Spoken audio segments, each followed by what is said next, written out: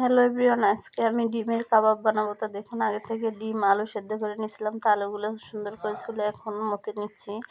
আলুগুলো মতা শেষ, এখন আমি ডিম দিয়ে দিচ্ছি। এখানে আমি 2টা ডিম দিয়েছি আর আলুও 2টো দিয়েছি।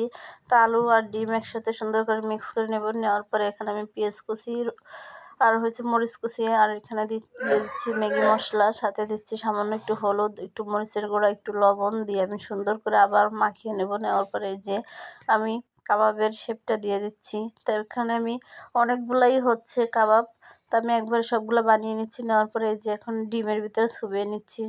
তারপরে আমি আবার বিস্কুটের গুঁড়া একটু মেখে নিলাম। তা আমার ফার্স্ট আমি এই ডিমের কাবাবটা বানাচ্ছি, খেতে কেমন হবে জানি না, আশা করি ভালোই হবে। তাই দেখুন আমি এক এক করে সব বানিয়ে নিলাম। নেওয়ার পরে আমি এখন ভেজে নেব।